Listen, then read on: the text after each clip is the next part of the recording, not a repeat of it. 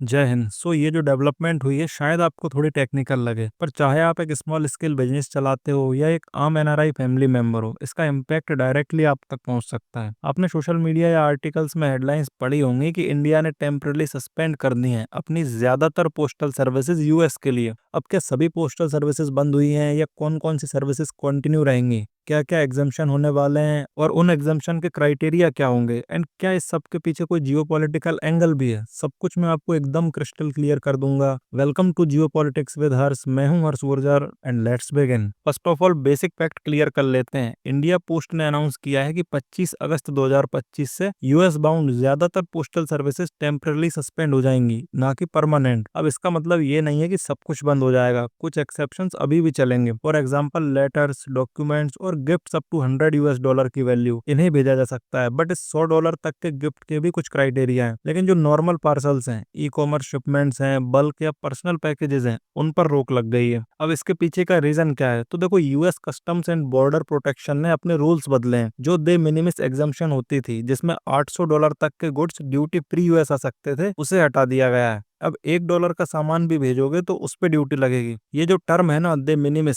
इसका यूज हम बहुत बार करेंगे, तो पहले आप इसे समझ लो। दे मिनिमिस एक लैटिन वर्ड है जिसका मतलब होता है कि टू स्मॉल टू मैटर, मतलब किसी चीज की वैल्यू इतनी कम है कि वो मैटर ही ना करे। इंटरनेशनल ट्रेड में इसका मतलब है कि अगर किसी इंपोर्टेड प्रोडक्ट की वैल्यू एक सर्टेन लिमिट से कम है तो उस पर कस्टम ड्यूटी और टैक्सेस माफ हो जाते हैं। अब यूएसए की बात करें तो वहां पर एक बहुत लिबरल रूल था। $800 तक का सामान जो भी किसी और देश से आता था उस पर कोई ड्यूटी नहीं लगती थी। चाहे आप अमेजोन से एक चाइनीज गैजेट ऑर्डर करो, चाहे भारत से कोई हैंडीक्राफ्ट भेजो, या फिर अपने रिलेटिव्स के लिए गिफ्ट से क्यों ना भेजो, अगर वैल्यू $800 से कम है तो यूएस कस्टम्स कहते थे कि ये छोटा पार्सल है, इस पर टैक्स लेने की जरूरत नहीं है। बाय द वे, $800 मतलब आज की डेट में आप 70,000 इंडियन रुपीस की वैल्यू समझ लो। जैसा इसका मतलब है टू स्मॉल टू मैटर, इसके अपोजिट इसका असर बहुत बड़ा था, ये समझिए आप। सबसे पहली बात, ये रूल ही था जिसने ई कॉमर्स को ग्लोबल लेवल पर सस्ता और एक्सेसिबल बनाया। आज यूएसए में इंडियन हैंडीक्राफ्ट स्टोर से छोटे मोटे ऑर्डर्स इतनी आसानी एंड सस्ते मिलते थे, उसका मेन रीजन यही दे मिनिमस एग्जाम्पशन था। और जो छोटे इंडियन एक्सपोर्टर्स थे जो $50 या 100-200 के प्रोडक्ट्स अमेरिका भेजते थे, उनके लिए भी ये एक लाइफलाइन था।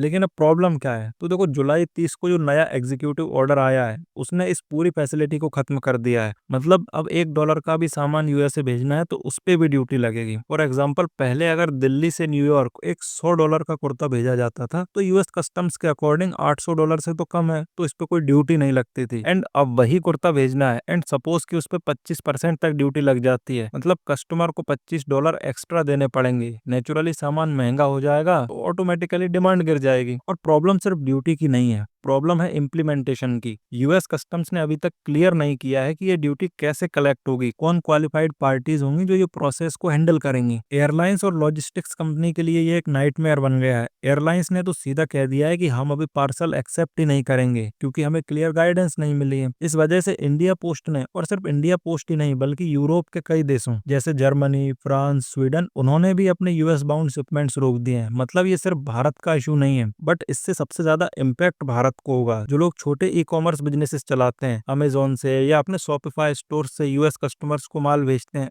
उनके लिए ये एक बड़ी प्रॉब्लम है। फैमिलीज जो रेगुलरली गिफ्ट भेजते हैं अपने रिलेटिव्स को, अब उनके ऑप्शंस लिमिटेड हो गए हैं। ऑलरेडी जो पार्सल्स भेजे गए हैं और अब डिलीवर नहीं हो पा रहे हैं, उन पर कस्टमर्स को रिफंड क्लेम करना पड़ेगा। लेकिन यहाँ पर एक बड़ी पिक्चर समझना जरूरी है। यूएस ने अभी कुछ ही दिनों पहले इंडिया पर और 25% टैरिफ लगाए थे क्योंकि इंडिया ने रशियन ऑयल खरीदना कंटिन्यू करा था। मतलब अब इंडियन एक्सपोर्टर्स के लिए टोटल टैरिफ बर्डन लगभग 50% हो चुका है। सवाल ये उठता है कि क्या यूएस अपनी ट्रेड पॉलिसी को प्रोटेक्शनिज्म की तरफ ले जा रहा है, और अगर हाँ तो इसका अगला टारगेट कौन होगा? थिंक टैंक्स जैसे जीटीआरआई ने वार्न किया है कि ये रूल्स ग्लोबल ई कॉमर्स को डिस्टर्ब करेंगे और सबसे ज्यादा डैमेज इंडिया जैसी डेवलपिंग कंट्रीज को होगा। खैर, इंडिया पोस्ट ने ये कहा है कि हम टेम्परली सस्पेंड कर रहे हैं ताकि कंफ्यूजन खत्म हो, और जैसे ही यूएस कस्टम्स क्लियर प्रोसेस देता है हम रिज्यूम कर लेंगे सर्विसेज। ये एक मैच्योर और रिस्पॉन्सिबल स्टेप है, क्योंकि अगर बिना क्लैरिटी के पार्सल्स भेजे जाते तो वो यूएस एयरपोर्ट्स पर अटक जाते और लोग और फ्रस्ट्रेट होते हैं। एक और बात यूएसए को समझनी जरूरी है कि इंडिया ने कभी भी अपनी ग्लोबल कमिटमेंट कमिटमेंट से पीछे हटने की कोशिश नहीं की, चाहे पोस्टल ट्रीटीज हो, चाहे WTO नॉर्म्स। भारत हमेशा एक रूल बेस्ड ऑर्डर का सपोर्टर रहा है। ऑलरेडी 50% टैरिफ्स ने इंडियन बिजनेसेस को नेगेटिवली इम्पैक्ट किया है, और अगर अब कस्टम ड्यूटी भी 20-25% लगती है तो इंडियन गुड्स बहुत महंगे हो जाएंगे यूएसए में। खैर, बाकी क्लियरिटी तो 27 अगस्त के बाद ही मिलेगी। एंड इंटरेस्टिंगली यूएसए ने यू टर्न लेना स्टार्ट कर दिया है। अगर आप जियो पॉलिटिक्स फॉलो करते हैं तो आपको पता होगा कि यूएस प्रेसिडेंट डोनाल्ड ट्रंप ने सर्जियो गोर को इंडिया के लिए नया US ambassador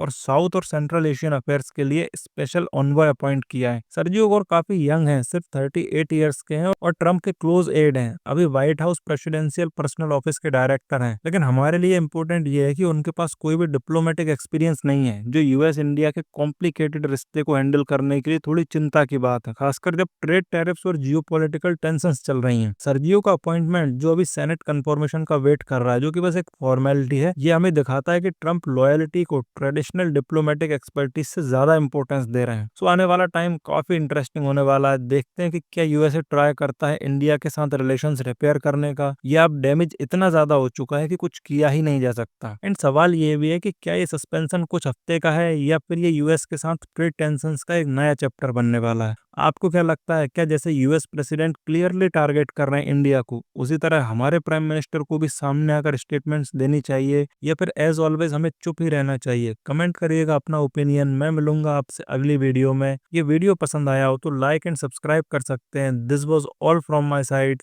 thank you for watching. This is Harsh Gurjar signing off.